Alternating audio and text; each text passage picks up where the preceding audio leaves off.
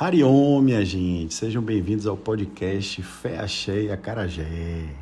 E hoje vamos falar sobre os benefícios dos conhecimentos védicos em um processo de escolha dos alimentos e como essa antiga prática pode nos ajudar a trazer mais consciência, presença e equilíbrio durante a dieta alimentar. E hoje vamos explorar a sabedoria ancestral do Ayurveda e do Vedanta para promover um estilo de vida mais equilibrado e consciente. Hoje vamos mergulhar no tema da alimentação consciente e como podemos aplicar os ensinamentos dessas tradições milenares em nossa relação com a comida. A conexão entre a alimentação e a consciência. A maneira como a gente se alimenta não afeta apenas o nosso corpo físico, mas também a nossa mente e o nosso espírito. No Ayurveda e no Vedanta, a alimentação é vista como uma prática sagrada e ela pode ajudar a cultivar uma consciência e uma conexão com o mundo ao nosso redor. No sistema da medicina tradicional indiana, a dieta desempenha um papel fundamental na manutenção da saúde e do equilíbrio do corpo e da mente. A palavra sânscrita ahara significa alimento e também é utilizado como dieta. E a dieta Ayurveda é baseada nos princípios de equilíbrio dos doshas, Vata, Pitta e Kapha, e na individualidade de cada um. O Agni é um elemento fundamental nesse processo e ter consciência dele vai ajudar na avaliação da fome ou da vontade de comer. Qual delas está presente naquele momento? A maneira como nos alimentamos não é apenas uma questão de nutrir o corpo, mas também de nutrir a mente e o Atma. Na Ayurveda, a alimentação é vista como uma prática sagrada, que pode nos ajudar a manter o equilíbrio dos doshas e promover a saúde holística. Já no Vedanta, a alimentação consciente é uma oportunidade de praticar gratidão, moderação, não violência, reconhecendo a interconexão de todas as formas de vida. Pessoas com desequilíbrio de Vata ou Vata Dosha provavelmente sentem menos fome e às vezes esquecem até de se alimentar no horário correto. Às vezes sentam para comer e ficam tão dispersas que começam a realizar outras atividades. E essas pessoas precisam mesmo estabelecer rotinas claras para se alimentarem bem, ou irão agravar a secura, a ausência de nutrientes para a formação dos datos ou tecidos do corpo. Já as pessoas com desequilíbrio de Pitta ou Pitta Dosha têm que cuidar dos alimentos de uma forma objetiva, evitar ervas picantes demais ou podem atrapalhar na sua digestão. São pessoas que normalmente queimam a boca porque têm uma temperatura corporal elevada em certos horários do dia. Elas se irritam quando não comem no horário.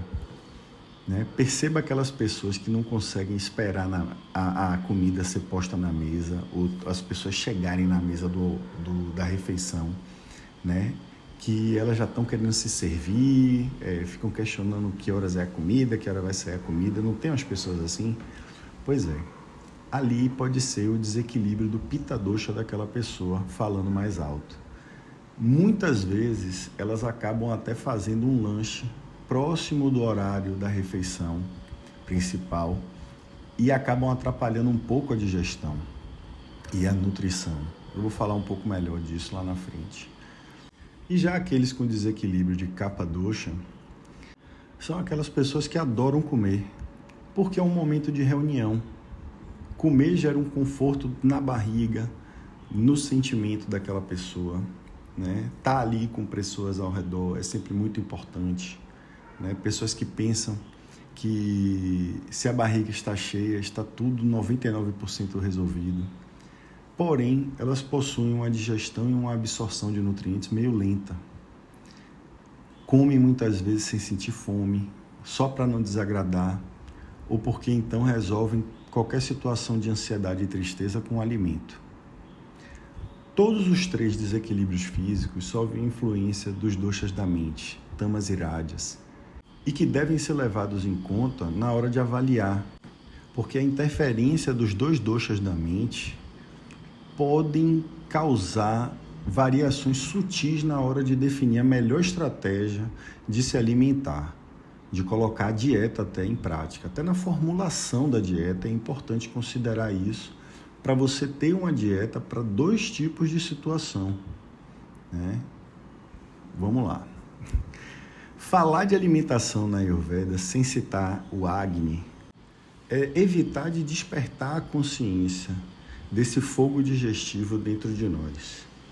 O Agni, que também significa força, saúde, longevidade e vitalidade, já que os mesmos dependem desse Agni estar forte para terem uma resposta diretamente proporcional, e essa frase não é minha, né? É do Charaka, né? Um pouco minha, mas um pouco do Charaka também, né? Perceber que o Agni está relacionado com a sua capacidade de transformações de elementos externos em elementos internos. Todas as nossas células, elas conseguem se multiplicar a partir da nutrição.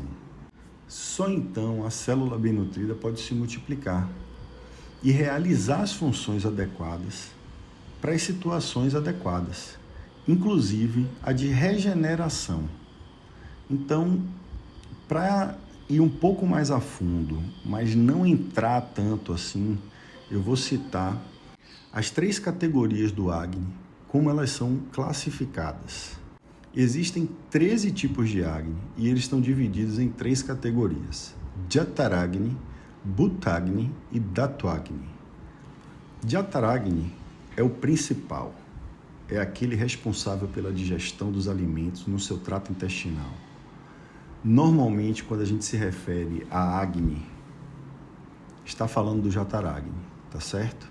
Ou seja, aquele fogo digestivo. O segundo tipo é o Bhutagni, ou seja, o Agni que é responsável por transformar alimentos digeridos em elementos químicos que são essenciais porque eles constituem o nosso corpo e são representados através dos Panchamahabhutas. Panch quer dizer 5, os 5 Mahabhutas, que é Akasha, o espaço, Vayu, que é o ar, Agni, que é o fogo, Jala, que é água, e Prithvi, que é o símbolo da terra. A terceira categoria de Agni é o Dhatu-Agni, ou seja, o Agni que se relaciona com os tecidos. Cada tecido do corpo tem um Agni próprio, que é responsável por transformar nutrientes em alimentos para os tecidos. Os tecidos são 7, que são Rasa, também chamado de plasma, Rakta, que é o sangue, Mamsa, que são os músculos, Meda, a gordura, Asti, os ossos, Madhya, que é a medula, é aquilo que está dentro da parte que forma a estrutura sólida dos ossos, né? Que está ali circulando ali dentro. E o principal de todos, que é o Shukra Dhatu, que também é conhecido como a libido ou a energia vital.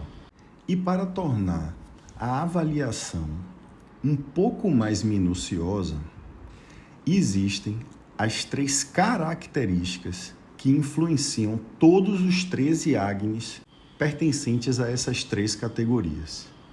Você pode classificar o seu fogo digestivo como Sama Agni, que é quando ele está em equilíbrio, Vishama Agni, que é quando o metabolismo está irregular, ora ele está hiper, ora ele está hipo, ora ele está solto demais, ora ele está preso demais.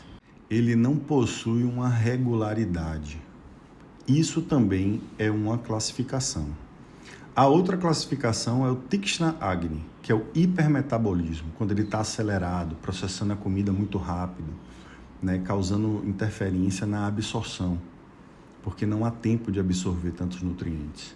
E o Manda Agni, que é o hipometabolismo, que é quando o fogo digestivo não está suficiente para transformar aquele alimento e você fica com aquela sensação de empachado. Você vai para uma refeição e você ainda não conseguiu digerir a última refeição. E isso também causa um efeito no nosso corpo. Vamos falar um pouquinho dos princípios do Ayurveda na alimentação consciente. Na Ayurveda, a alimentação é considerada uma das bases para a saúde e bem-estar. Ao comer de maneira consciente, eu sinto que eu posso equilibrar os doshas e promover uma boa digestão e nutrir meu corpo de acordo com as necessidades individuais que eu tenho. Quando eu pratico a atenção plena quando eu estou comendo, quando eu escolho alimentos frescos e sazonais e sigo os ritmos naturais do corpo, essas são algumas das maneiras que eu incorporo os princípios da Ayurveda na minha alimentação. Ah, Bernardo, e por que isso se torna mais consciente para você? Olha, no meu caso, faz 7 anos que eu estudo Ayurveda. 5 anos que eu estudo Vedanta e mais ou menos uns 6 anos que eu pratico yoga com frequência. Só que o meu estudo, ele não começou por acaso. O que aconteceu é que eu possuía certos desequilíbrios, inclusive alguns que eu falei aí acima, e eu não sabia como agir com o meu corpo, com a minha mente e com o meu intelecto. E o resultado era visível porque em todos os 3 campos, tanto o intelectual, quanto o mental, quanto o físico, exibiam o desequilíbrio. Eu tinha a mente agitada, eu tinha sobrepeso e eu não conseguia definir com clareza o que eu precisava do que eu desejava. E foi através de entender esses conceitos que eu trouxe para a minha consciência o que precisava ser feito. E é óbvio, no começo eu segui uma lista, segui uma tabela, fiz um teste da tabela do dosha. Eu literalmente passei por todas essas etapas até chegar no momento que eu estou hoje e que eu quero compartilhar isso com vocês. Então, de acordo com todos esses termos que eu citei aí em cima, você dominando isso, você consegue, ou pelo menos sabendo quais são os seus, você consegue sentir o que você precisa melhorar e aonde você precisa melhorar. Se é no âmbito intelectual, se é no âmbito mental, se é no âmbito físico. Todos eles juntos vão trazer a você mais autoconhecimento, percebe? Então, por que a gente faz tantas avaliações de tantas categorias e tantas classificações? Porque a dieta na Ayurveda, ela é personalizada de acordo com o desequilíbrio predominante de cada indivíduo e o objetivo que ele tem com aquela dieta. Faz sentido para você isso? Vou dar exemplos aqui. Quando a pessoa tem uma predominância do desequilíbrio de Vata, né, seja para mais ou para menos, ele deve consumir alimentos quentes, que são oleosos e nutritivos, para equilibrar com a leveza e a frieza daquele dosha que ele tem, do Vata dosha. Já as pessoas com essa predominância de Pitta, elas têm que evitar alimentos picantes e ácidos, optando por alimentos frescos e leves, né, que não dificultem tanto a digestão, para acalmar o fogo desse dosha, porque se precisar de mais fogo, vai ter. Mas se você der um conforto no fogo, aquela alimentação com os sabores doces, por exemplo, que são mais pesados de serem digeridos, então a pessoa vai equilibrar o fogo, a chama dele, porque você vai dar trabalho para aquela chama se pacificar um pouquinho mais. E as pessoas com a predominância de Kapha, elas devem evitar os alimentos pesados e gordurosos, optando por alimentos secos e picantes para estimular o metabolismo. Em que sentido, gente? Depende do objetivo, tá? Se for ganho de massa, perda de massa, qual massa, tudo isso está relacionado sim com os doshas, com os desequilíbrios do corpo, tá certo?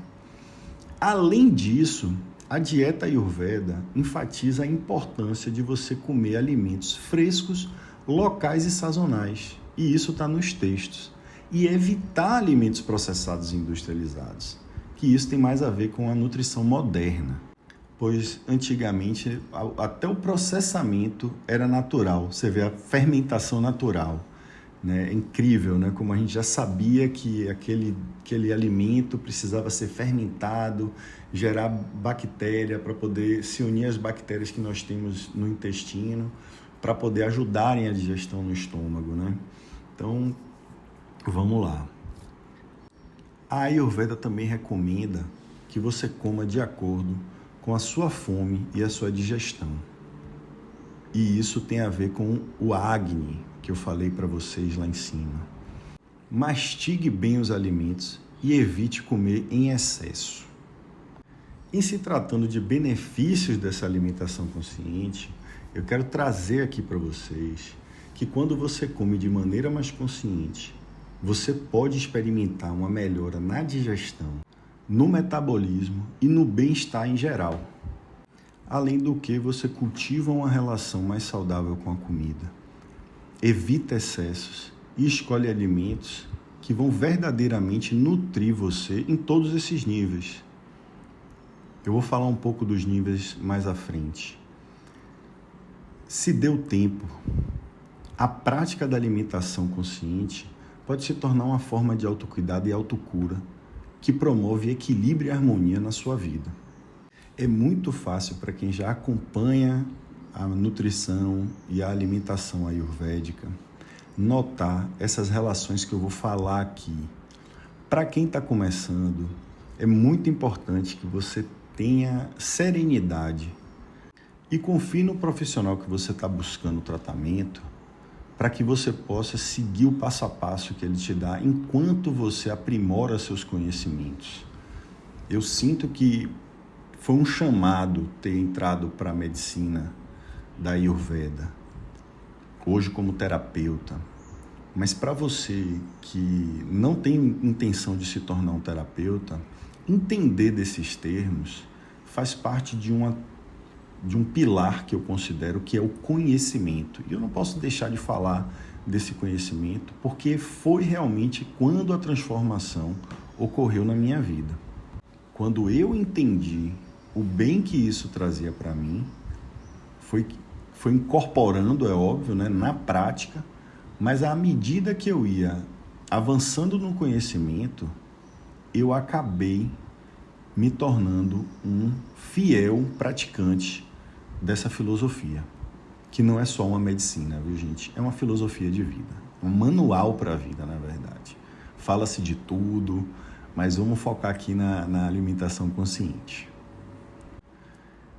As relações entre alimentação e saúde e alimentação e doença são muito enfatizadas pelo Ayurveda. E quem pratica já sabe, né? Tudo que a gente bota para dentro vai causar um efeito para cada indivíduo e é importante a consciência desse efeito para cada indivíduo. E para resumir bem sucintamente, todos os alimentos possuem proporções das energias de Vata, Pitta e Kapha. O princípio dessa alimentação benéfica é que você propicie aqueles alimentos que reduzem os doshas em excesso e incremente os alimentos dos doshas em deficiência, para mais ou para menos, como eu falei mais cedo. Outro princípio que você precisa entender dos benefícios da alimentação consciente é entender que existe uma relação diretamente proporcional da boa dieta e a boa nutrição. São duas coisas diferentes. Você não é o que você come, você é o que você absorve, na visão da Ayurveda. Uma boa dieta é aquela combinação correta dos alimentos que suprem os elementos vitais para o bem-estar. Existem vários gêneros alimentícios, são combinados de adequações e proporções para cumprir funções apropriadas da estrutura corporal, promover a vitalidade geral e a nutrição da mente. A gente não pode esquecer que a gente se alimenta para a nossa mente também, tá, gente?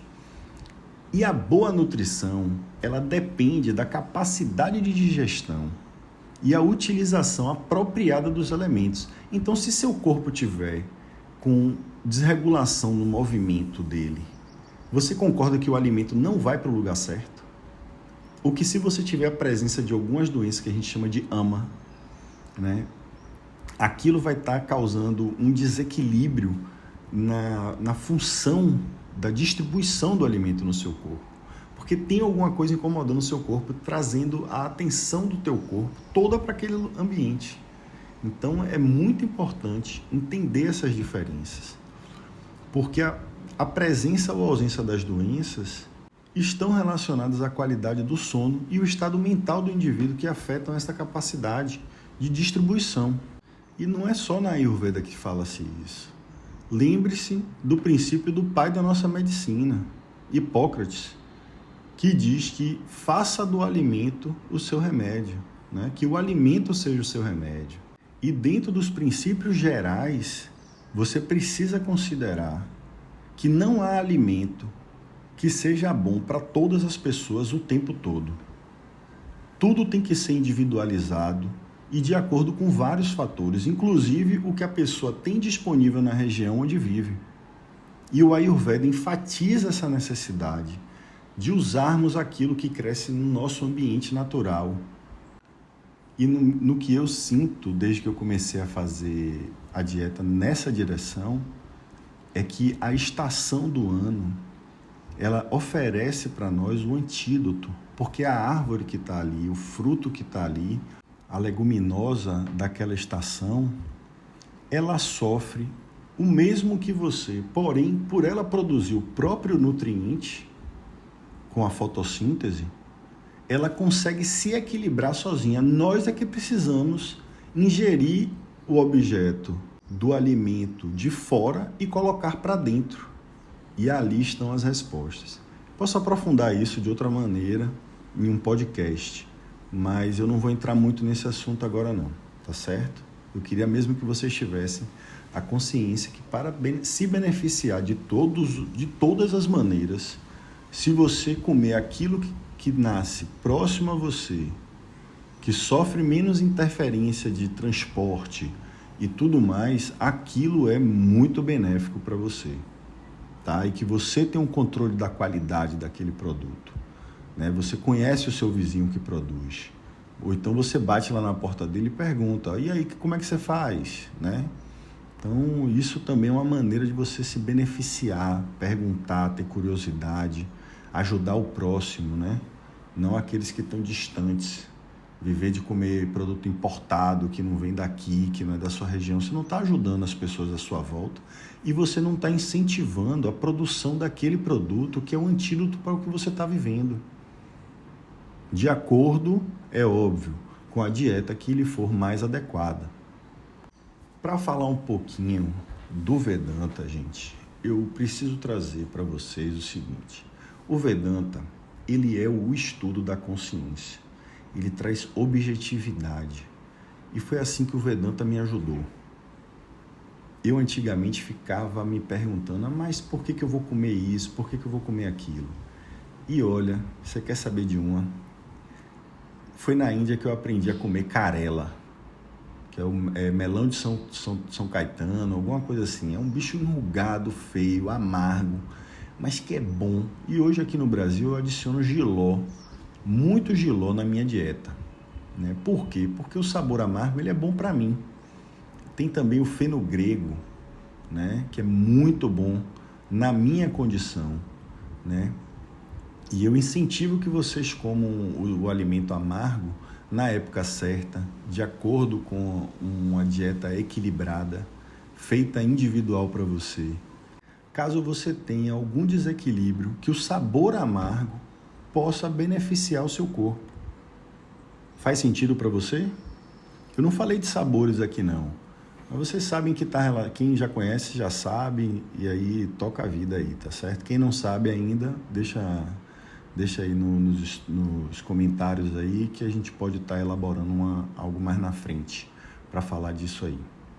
Então, no Vedanta, a alimentação consciente ela vai além do aspecto físico e nutricional. É também uma oportunidade de você estar praticando a gratidão pelo alimento que você recebeu. Ter moderação, porque você avalia a sua gana, a sua ganância, aquele que vai com muita sede ao pote, está sempre comendo demais, o glutão, nunca está satisfeito com o que tem. E principalmente o conceito de ahimsa, a não violência. Esse é um pouco complicado, vale um podcast, hein? Não vou entrar nessa celeuma não, viu, gente? Mas vamos lá, se vocês tiverem dúvida, pergunta aí que a gente pode estar colocando na lista aí também. Ao reconhecer a interconexão de todas as formas de vida, campo energético, energia vital, melhor estação, melhor lua, o cosmo, todos os efeitos que a natureza pode causar naquele alimento, né? Você pode escolher os alimentos que são cultivados de forma mais sustentável e ética, honrando a vida em todas as suas manifestações. É por isso, gente, que a gente fala tanto do alimento orgânico, tanto da compostagem. Enfim, a gente é uma compostadeira, né? Diga-se de passagem.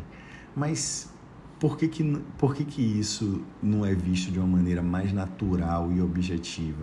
As pessoas terem uma composteira em casa, enfim, tem sempre um vasinho de planta na proporção que você possa manter aí, né?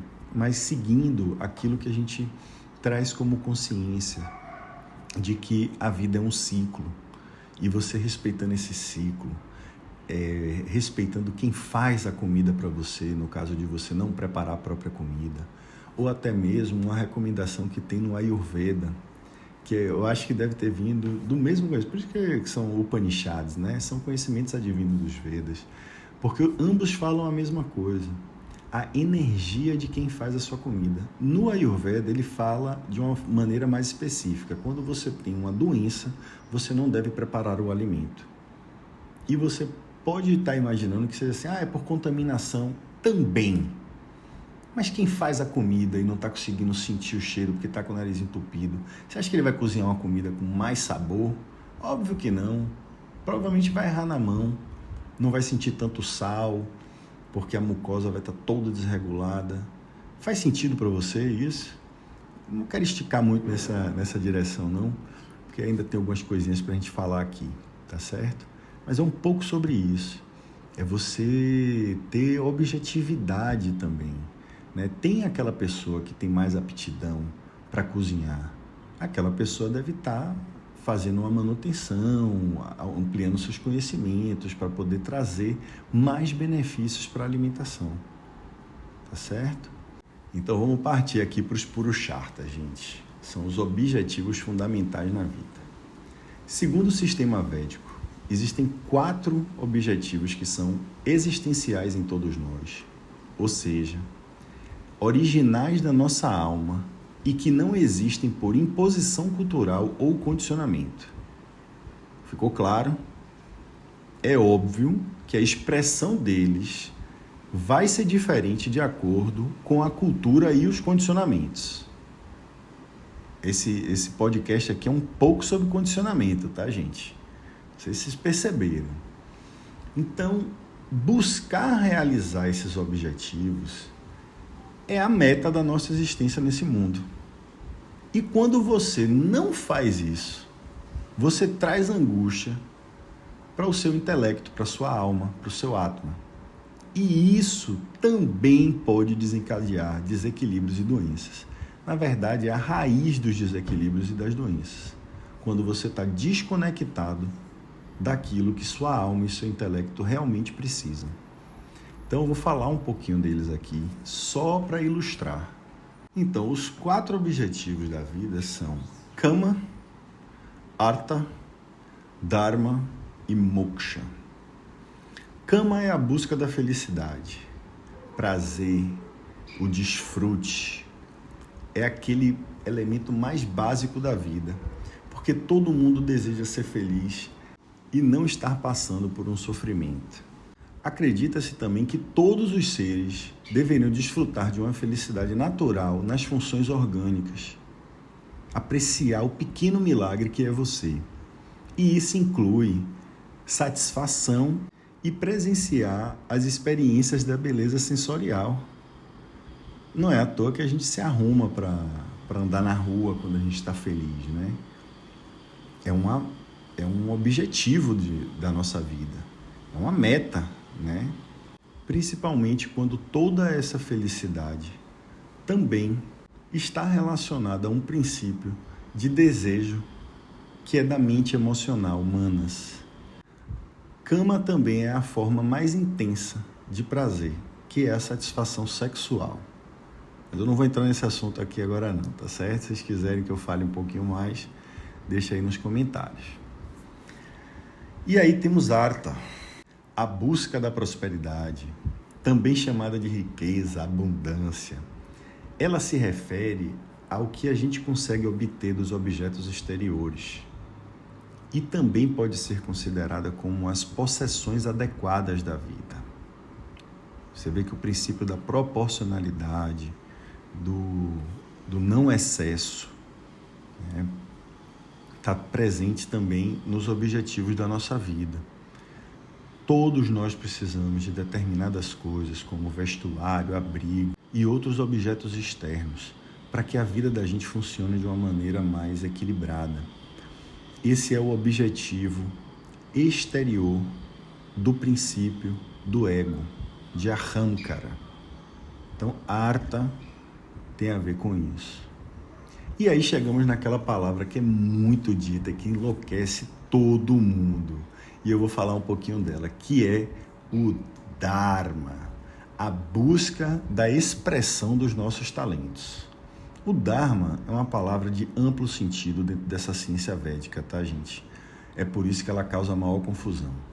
Mas aqui, ela está representada como a necessidade de expressarmos nossas capacidades internas da vida. Encontrar uma maneira de expressarmos essa vocação.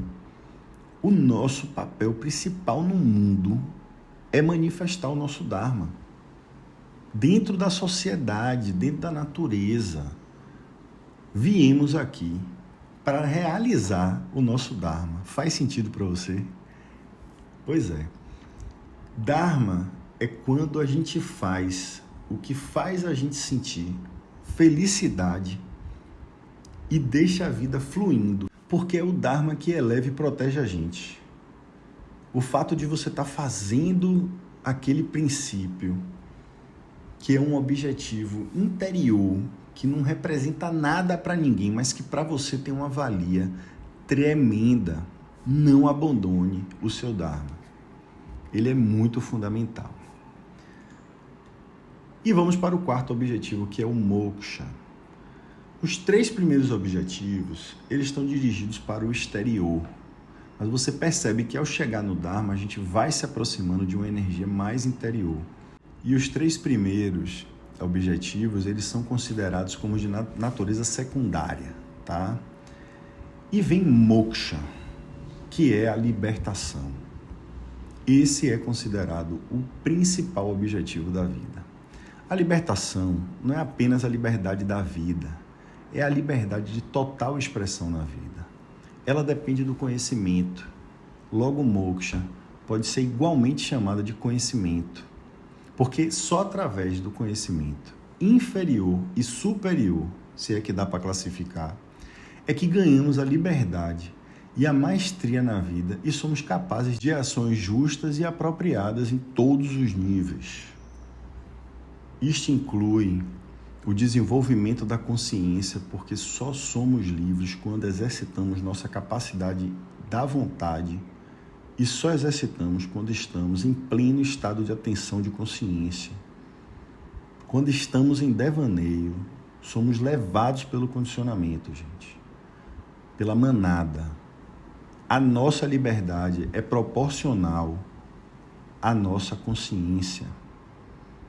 Este é o objetivo da inteligência ou razão, também chamada de Buddhi. Quando os nossos objetivos secundários, Kama e Artha, eles são encarados como fins em si mesmos, isso pode causar numerosas ações incorretas na vida da gente e levar a desequilíbrios mentais e físicos.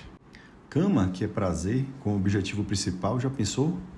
Leva a autoindulgência, dissipação. Já harta, que é prosperidade, né? Tem riqueza como objetivo principal, leva a ganância, acúmulo egoísta de riquezas, como eu falei acima, né? Voltando aqui para enfatizar o motivo dessa consciência que o Vedanta traz para a gente. Galerinha, eu vou pegar leve agora, a partir de agora eu juro que eu vou pegar leve, vou sair um pouco dos termos, vou entrar aqui para um papo que eu acho que muita gente gosta, que são aquelas dicas práticas para a gente comer com consciência, tá? Para você incorporar esses ensinamentos na sua vida diária, experimente praticar a atenção plena ao comer. Desligar som, TV, foca ali, faz uma reza antes. Eu costumo fazer uma oração, eu falo um kirtan, eu entoo um kirtan. Eu falei também um pouco mais acima sobre a mesa a qual você se senta. Então cultive uma boa relação com aquelas pessoas que se sentam à sua volta. Por quê? Porque é importante cultivar relacionamentos, porque você também está desenvolvendo o seu relacionamento com os alimentos que você consome. E busque o equilíbrio entre nutrir o corpo e a alma. Lembre-se que cada refeição é uma oportunidade de nutrir não apenas o corpo, mas também a mente e o seu espírito. E aí vem o X da questão do podcast de hoje, gente. E como são essas práticas para a gente se preparar para realizar uma alimentação com consciência? Então, para incorporar os princípios do Ayurveda e Vedanta em nossa alimentação diária, a gente pode começar com esses, como eu posso dizer, essas ferramentas de autoobservação, praticar a atenção plena, escolher melhor os nutrientes. Então, isso significa estar presente no momento da refeição, saboreando cada bocado, reconhecendo a gratidão por tudo que está ali envolvido, quem fez, quem produziu, enfim. Além disso, escolher aqueles alimentos frescos, sazonais, cultivados de forma sustentável, que nos são oferecidos pelo nosso planeta, né? O planeta que a gente habita. E que quando fazemos isso, respeitando todos os ciclos, não só da nossa digestão, quanto da nossa absorção, quanto respeitando também o ciclo do alimento, aquilo tudo deixa a sua consciência um pouco mais leve, porque só de fazer isso, só de cuidar de você nesses aspectos, você também está cuidando do seu planeta. Mas é aí que eu trago o X da questão. A chave de hoje é sobre o equilíbrio. E Bernardo, como é que eu faço para trabalhar essa ferramenta do equilíbrio? Eu vou contar o meu segredo para a utilização da ferramenta do equilíbrio. Eu sinto que foi através das posturas dos asanas, da minha prática de yoga, que eu consegui dominar melhor a ferramenta do equilíbrio. Eu vou contar para vocês, tá? A mente... Bernardo, tem que falar de um bocado de coisa? Tem. Para contar um caso aqui, a gente tem que dar a volta. Eu falo dando volta, viu, gente? Então, a mente, por ser efêmera demais, ela jamais vai conseguir chegar e parar num ponto. Ela tem um movimento. E é sobre esse movimento contínuo, né, porém equilibrado, que a gente mantém ela fluindo. Não adianta querer pausar ela, tá? É importante que eu ressalte também aqui no podcast, que no meu entendimento as transformações são realizadas de dentro para fora, mas no caso do equilíbrio, foi através das ações que ocorreram no meu corpo, quando eu pratico posturas e estou ali buscando me equilibrar nelas, que eu consigo passar para a minha mente o que significa equilíbrio. São poucas as vezes em que eu tive esse tipo de insight, onde o grosseiro ensina ao sutil como chegar em algum lugar, ao contrário de várias outras percepções que ocorrem, na sua grande maioria, do sutil para o mais grosseiro, né? Do intelecto, do Atma para o grosseiro. Então foi o meu corpo praticando asanas durante um tempo que me trouxe consciência de equilíbrio. Então é desse equilíbrio que eu falo com vocês. O yoga é aquela grande ciência de autorrealização e tem sido utilizado dentro da Ayurveda como um método terapêutico, físico, energético, psicológico e espiritual. Tem a mesma origem védica e, para mim, tem sido benéfico associar yoga terapia na minha prática. Falo de yoga terapia porque são muitas. Asanas específicos, pranayamas, bandhas, kriyas, mudras, relaxamento consciente e muitas outras, gente. O relaxamento consciente, o shavasana e os mantras auxiliam a incrementar as tendências harmônicas da tipologia original de cada pessoa.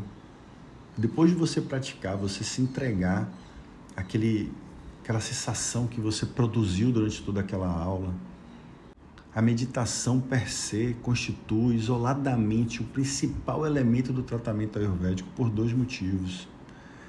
Ele leva o cérebro a um estado de harmonização, que já é comprovado que a prática leva a gente a um estado de harmonização da atividade elétrica dos diversos lobos do nosso cérebro, dos 2 hemisférios. Isso já é visto através de exames de eletroencefalograma. E essa mesma atividade cerebral, com produções de ondas lentas, é a mesma que promove a secreção de diversas endorfinas altamente curativas dentro do nosso sistema nervoso central. E essa é a farmácia que você precisa. Precisa ir para a farmácia? Eu acho que precisa praticar yoga. Faz sentido para você? E o segundo é que a prática dos asanas de yoga, dos pranayamas, da yoga terapia, promove um maior conhecimento daquilo que nós realmente somos em essência. Eu acabei de provar isso para vocês. Né? Não estou tirando isso da minha cachola não, viu, gente? Óbvio que quando eu comecei a praticar, eu não tinha consciência disso. Acho que nem muita gente tem consciência disso. Mas isso é uma certeza. Eu sentia, não sabia como expressar. Então, o conhecimento me levou a estar aqui expressando isso para você de maneira técnica. Concorda? É para isso que a gente estuda, por isso que o conhecimento é fundamental. Porque você para de ter dúvida. Então, a falta desse conhecimento leva você à dor. Né? A ignorância, dentro do princípio védico, faz com que você tenha dor. Avidya gerando dukkha. E a minha última dica vai ser sobre o Agni, que eu falei com tanto louvor aqui. Eu sou devoto do Agni. Quando eu estou na Índia, eu faço milhares de cerimônias para o fogo. Sempre que eu posso aqui no Brasil também. Sinto muita saudade de uma fogueira de vez em quando.